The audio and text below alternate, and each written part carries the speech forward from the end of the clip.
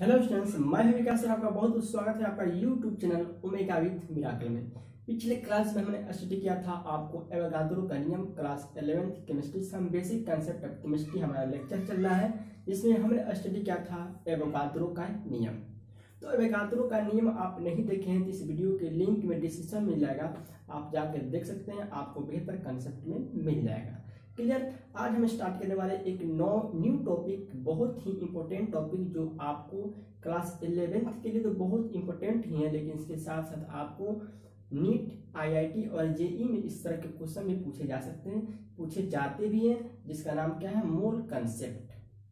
मोल concept यानी कि आपको जितने भी साइंस के एंट्रेंस एग्जाम होते हैं, नीट से लेकर आईआईटी जेई तक जितने भी होते हैं, उसमें आपको क्वेश्चन इस चैप्टर से जरूर पूछे जाते हैं, जिसका नाम क्या है, मोल कंसेप्ट। मोल कंसेप्ट कई पैटर्न पर आधारित है, जिसको हम एक एक करके आपको बताएंगे। चलिए, तो अगर आप चैनल पर नए हैं तो चैनल को सब्सक्राइब नहीं करें तो चैनल को सब्सक्राइब करेंगे और बेल आइकन को जरूर प्रेस करेंगे, ताकि डेली इसी तरह का लेक्चर आपको मोबाइल पर नोटिफिकेशन के रूप में चला जाएगा और आप अच्छी तरह से स्टडी घर बैठे कर पाएंगे। चलिए, आज का हमारा टॉपिक है मोल कंसेप्ट। मोल संकल्पना यानी कि मोल के बारे में हम बात करेंगे। तो हम जानते हैं कि कोई भी पदार्थ जो है परमाणु अणु से मिलकर बना होता है, परमाणु हो, अणु हो या आयन हो। तीन चीज से कोई भी सब्सटेंस बनता है, या तो एटम से बनता है, या तो मॉलिक्यूल से बनता है, या तो आयन से बनता है। ठीक है, लेकिन थोड़ी सी मात्रा भी अगर किसी परमाणु अणु आयन में अगर आकर ज्वाइंट हो जाता है, मिल जाता है, तो उसके कणों की संख्या में बहुत ज्यादा वृद्धि हो जाती है। ठीक है, यानी कि इनके घटने बढ़ने का क्रम ही चलता रहता है परमाणु अणु आयन में। तो हम बात करने वाले हैं अब मोल। मोल जो है शब्द जो है, यह एक लैटिन वर्ड मोलस से निकला हुआ है। ठीक है, मोल जो है एक लैटिन वर्ड मोलस से निकला हुआ है, जिसका अर्थ होता है ढेर या अंबार। क्लियर।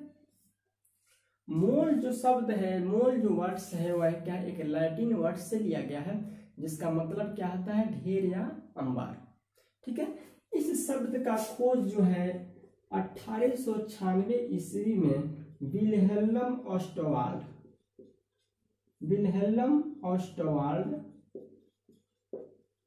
ने किया था। ठीक है, यानी मोल शब्द का यूज जो है 1896 ईस्वी में विल्हेल्म ऑस्टवाल्ड ने किया था।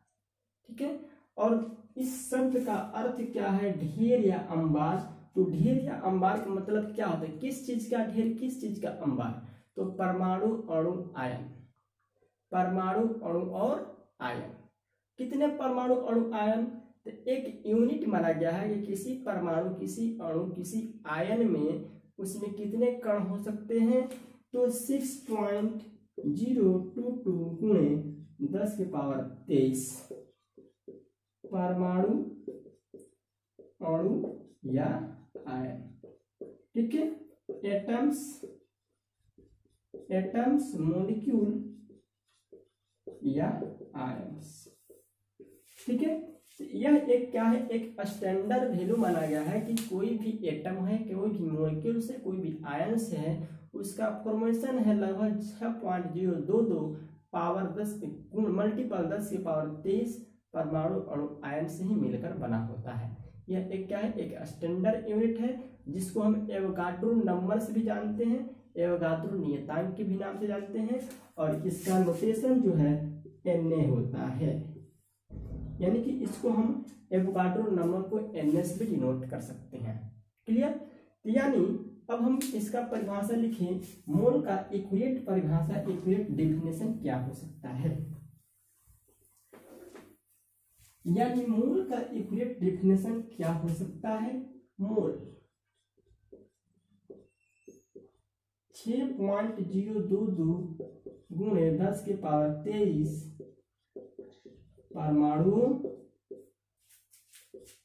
अणु या आयनों के समूह को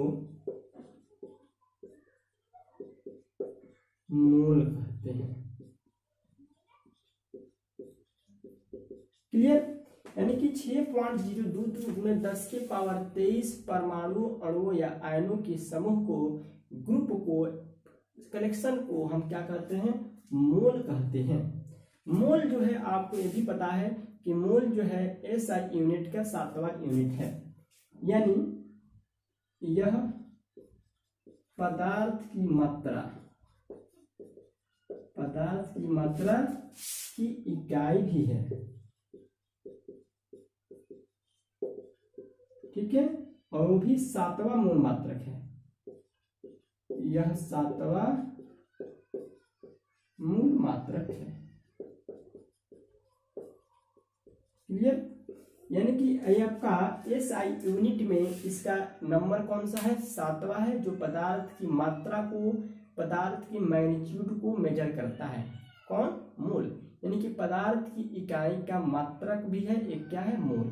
यानी कि 6.022 × 10⁻23 परमाणु अणु आयनों के समूह को, चलिए, या मोल जो है आपको 6.022 × 10⁻23 परमाणु अणु या आयनों का क्या होता है, ग्रुपिंग होता है। यह एक क्या है, स्टैंडर्ड यूनिट माना गया, एक स्टैंडर्ड नंबर माना गया है, जितना ये माना गया है कि किसी भी परमाणु अणु आयन में आपको इतने पार्टिकल्स होते हैं। इस पार्टिकल्स को हम एक एवोगाड्रो नंबर से भी नाम से जानते हैं, एवोगाड्रो नियतांक के भी नाम से जानते हैं। क्लियर? यानी ऐसे भी हम कह सकते हैं कि यह आपका डिफिनेशन हो गया। अब हम देखते हैं एवोगाड्रो नंबर क्या है, एवोगाड्रो संख्या क्या है। एवोगाड्रो संख्या या नियतांक, एवोगाड्रो नंबर या कांस्टेंट। तो हमने जाना कि कोई भी परमाणु अणु या आयन जो भी होता है वह 1 मोल होता है। इस दुनिया की कोई भी परमाणु अणु आयन हो वह कितना होता है, सिंगल में 1 मोल कहलाता है। यानी कि 1 मोल में, किसी पदार्थ के 1 मोल में कणों की जितनी संख्या होती है उसको हम क्या कहते हैं, एवोगाड्रो नंबर कहते हैं। किसी पदार्थ के 1 मोल या परमाणु हो या अणु हो या आयन हो, उसके 1 मोल में जितना कण की संख्या होती है उसको हम क्या कहते हैं, एवोगाड्रो नंबर कहते हैं, एवोगाड्रो नियतांक कहते हैं। तो लिख लेते हैं, किसी पदार्थ के 1 मोल में जितने कणों की संख्या होती है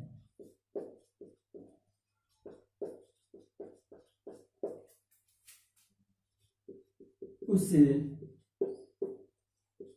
एवोगाड्रो नंबर कहते हैं। इसे n से सूचित किया जाता है।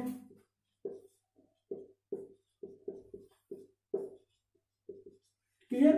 यानी कि एवोगाड्रो नंबर किसी पदार्थ के 1 मोल। अब पदार्थ के लिए सब्सटेंस 3 तरह के होते हैं, मॉलिक्यूल्स होते हैं, एटम्स होते हैं और आयन्स होते हैं। यानी कि एटम्स हो, मॉलिक्यूल्स हो या आयन्स हो, उसके 1 मोल में जितना नंबर्स ऑफ पार्टिकल्स होंगे उसको हम क्या कहते हैं, एवोगाड्रो नंबर कहते हैं या एवोगाड्रो कांस्टेंट कहते हैं। तो इसको हम Na से डिनोट करते हैं और आपको Na बराबर क्या हो जाता है, Na बराबर होता है 6.02 × 10⁻23 परमाणु हो या अणु हो या क्या हो, आयन हो।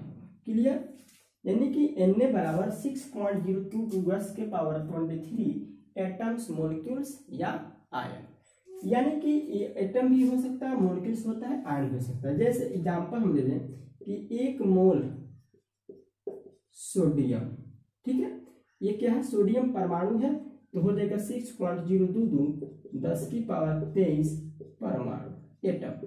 ठीक है, जैसे 1 मोल CO2 क्या है, अणु है, आपका मॉलिक्यूल्स है, 1 से ज्यादा है, इसलिए 6.022 × 10⁻23 यहाँ पर क्या कहेंगे, अणु कहेंगे।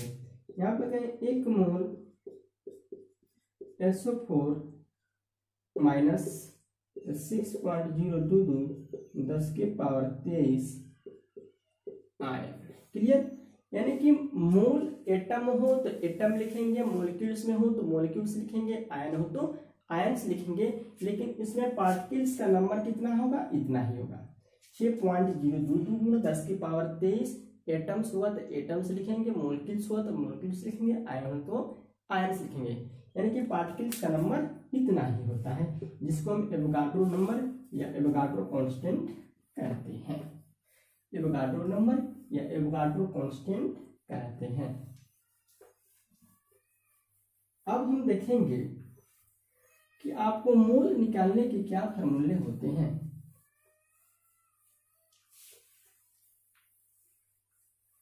देखिए, तो मोल कंसेप्ट जो है यह क्या है?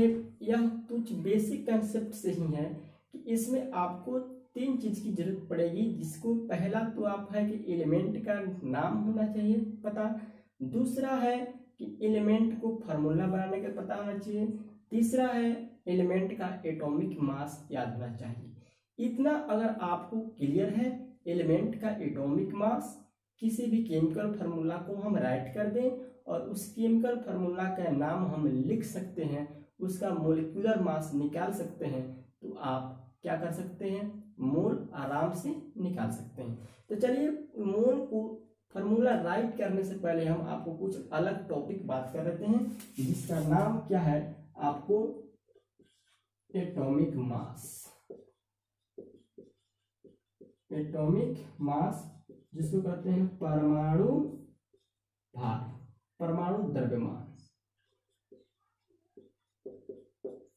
ठीक है, परमाणु द्रव्यमान यानी किसी भी एटम का आपको परमाणु द्रव्यमान याद होना चाहिए, क्योंकि इसका परिभाषा भी लिख सकते हैं कि किसी तत्व का परमाणु द्रव्यमान वह संख्या है जितने C12 समस्थानिक के 1/12वें भाग में होता है। किसी तत्व का परमाणु द्रव्यमान क्या है? वह संख्या है, या किसी तत्व का परमाणु द्रव्यमान संख्या यह संख्या है जो यह बताता है कि उस तत्व के एक परमाणु के 1/12वें भाग से कितना गुना भारी है। किसी तत्व का परमाणु द्रव्यमान एक संख्या है जो यह प्रेजेंट करता है कि उस तत्व के एक एटम का मास C12 समस्थानिक, C12 समस्थानिक मतलब कार्बन 12 समस्थानिक के 1/12वें भाग से कितना गुना क्या है? भारी है। इसको हम कहेंगे एटॉमिक मास। यानी कि किसी भी एलिमेंट का एटॉमिक मास जो निकाला जाता है वह कार्बन 12 के रेस्पेक्ट में ही निकाला जाता है, कार्बन 12 के रेस्पेक्ट में ही निकाला जाता है, जिसको हम क्या कहते हैं? Atomic mass. जैसे हम जानते हैं कि कार्बन का मास जो है 12 AMU होता है। ठीक है, तो यह एक AMU जो है एक यूनिट है जो 1/12 कार्बन के एक परमाणु का द्रव्यमान बट्टा 1/12 क्या होता है? इक्वल होता है। तो इस तरह आप इसको निकाल लेंगे। यानी किसी भी इसका निकालने से पहले आपको एटॉमिक मास आपको क्या होना चाहिए? याद होना चाहिए। यानी कि परमाणु द्रव्यमान क्या कहता है कि किसी तत्व के एक परमाणु के द्रव्यमान बट्टा उस तत्व के 1/12वें भाग का द्रव्यमान। यानी ऐसे लिखेंगे, परमाणु द्रव्यमान बराबर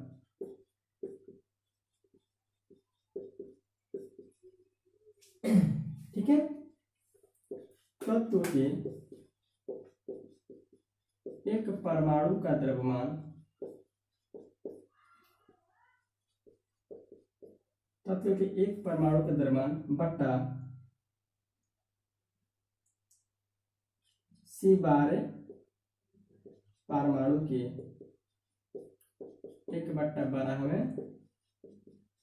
भाग का द्रव्यमान। क्लियर? यानी इस फार्मूला पर आपको एटॉमिक मास निकाला जाता है, जिसको हम शॉर्ट में क्या कहते हैं? AMU कहते हैं, एटॉमिक मास यूनिट, परमाणु द्रव्यमान इकाई। यानी एटॉमिक मास को मापा जाता है किसी चीज में? AMU में, यानी कि एटॉमिक मास यूनिट।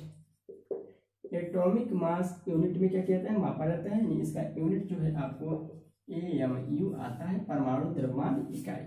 यानी परमाणु द्रव्यमान इकाई जो है कार्बन 12 के 1/12वां भाग होता है। कार्बन 12 के 1/12वां भाग होता है, जिसको हम क्या कहते हैं, परमाणु द्रव्यमान इकाई। जैसे अगर हम लिखते हैं 6A, जैसे हम लिखते हैं यहाँ पर 12 AMU, 12 AMU, तो इसका मतलब ये 12 गुणे 1/, ठीक है। और C12 परमाणु के 1/12वें भाग का द्रव्यमान, क्लियर।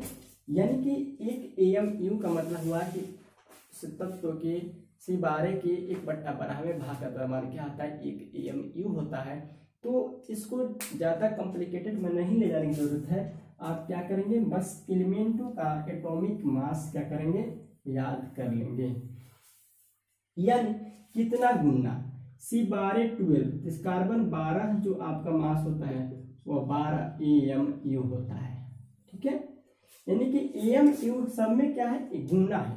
AMU क्या है, सब में क्या है, मल्टीपल है, गुना है। जैसे अगर हम नाइट्रोजन का पता करें, नाइट्रोजन का, तो नाइट्रोजन कितना था, 14 AMU।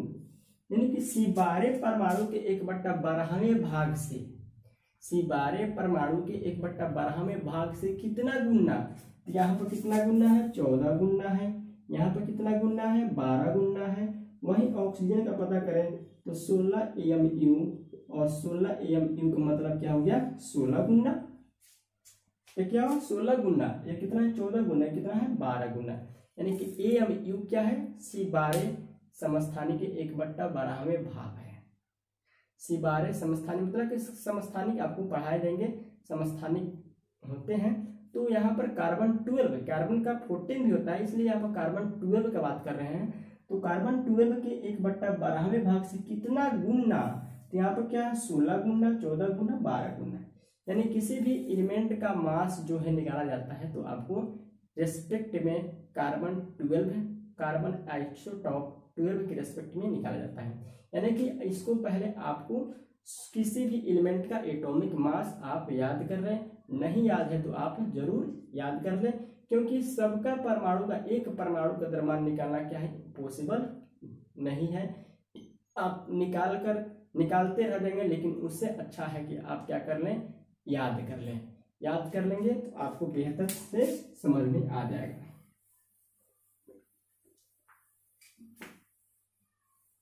ठीक है, देखिए जैसे अब है आपका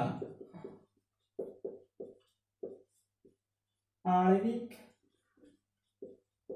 द्रव्यमान, जिसको हम क्या करते हैं, मोलिक्यूलर मास, ठीक है। आणविक द्रव्यमान मोलिक्यूलर मास, आपको पता है कि मोलिक्यूल जो होता है, मोलिक्यूल में कई प्रकार के एटम होते हैं। मोलिक्यूल्स में कई प्रकार के क्या होते हैं, एटम होते हैं। तो उस मोलिक्यूल्स के जितने भी एटम्स हैं, उसके अलग अलग एटम का एटॉमिक मास निकाल के क्या कर देंगे, ऐड कर देंगे। तो उसका मतलब क्या होता है, आणविक द्रव्यमान। यानी किसी पदार्थ में उपस्थित सभी परमाणुओं के द्रव्यमान को, योगफल को हम आणविक द्रव्यमान कहते हैं। किसी पदार्थ में, किसी अणु में उपस्थित सभी परमाणुओं के, सभी तत्वों के परमाणु द्रव्यमान को, योगफल को हम क्या कहते हैं, मोलिक्यूलर मास कहते हैं। जैसे आपको NH3 है, ठीक है, NH3 का आणविक द्रव्यमान निकालना है।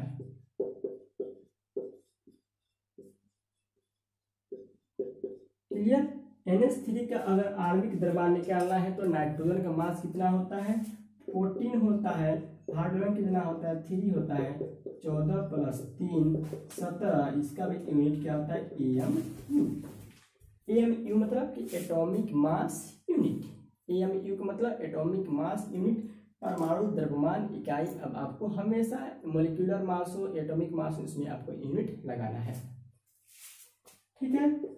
जैसे आपको कैल्शियम कार्बोनेट का मोलिक्यूलर मास पता करना है, तो कैल्शियम में कितना होता है, 40, कार्बन कितना होता है, 12, ऑक्सीजन कितना होता है 16 इंटू 3, तो 14 प्लस 12 प्लस 68, यह हो गया आपका 100 AMU। यानी कि किसी भी पदार्थ में, किसी भी मॉलिक्यूल्स में जितने भी एलिमेंट होते हैं, सभी एलिमेंटों का एटॉमिक मास क्या कर देंगे, निकाल कर ऐड कर देंगे, तो आपका निकलता है परमाणु आणविक द्रव्यमान, जिसको हम मोलिकुलर मास कहते हैं।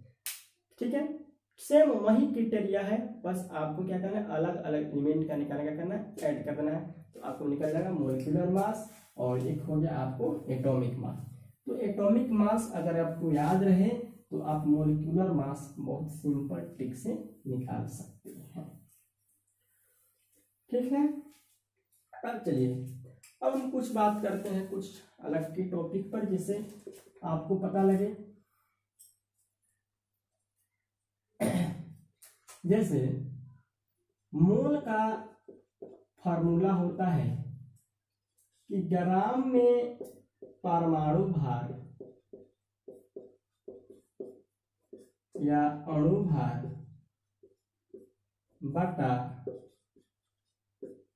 तत्व का परमाणु भार या तत्व का परमाणु भार या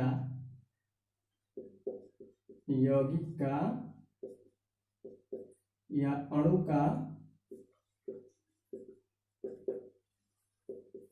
अणु भार।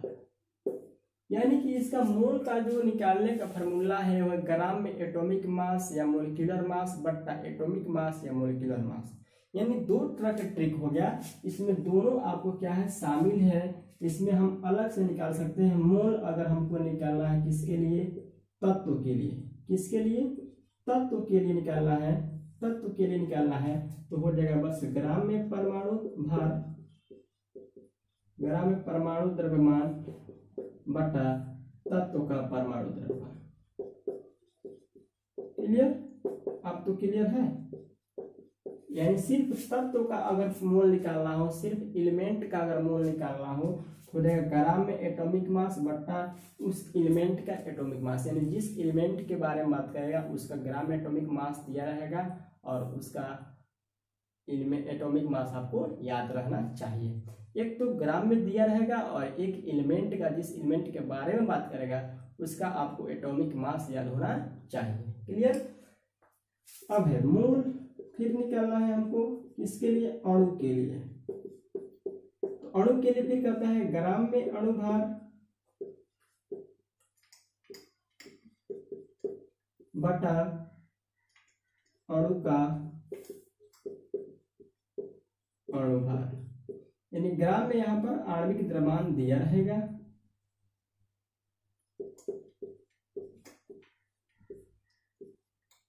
ग्राम में आणविक द्रव्यमान बटा अणु का अणु भार या आणविक द्रव्यमान। बात क्या है, सेम है।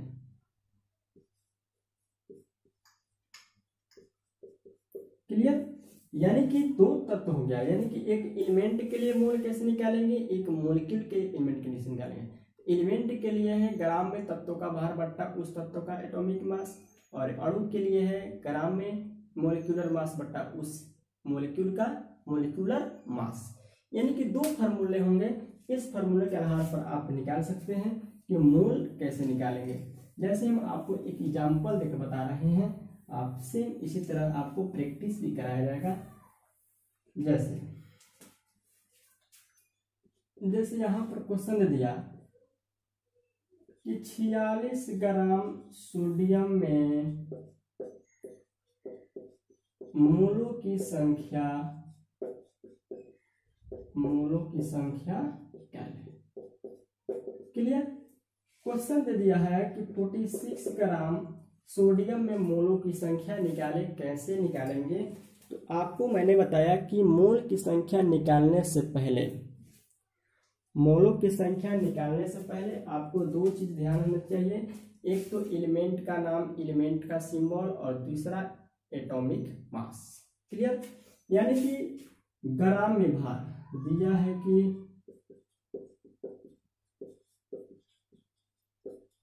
तत्व का ग्राम में भार को हो या द्रव्यमान को हो, बात सेम है इसमें। 46, ठीक है। और किसके बारे में? सोडियम का। सोडियम का परमाणु द्रव्यमान कितना होता है जी?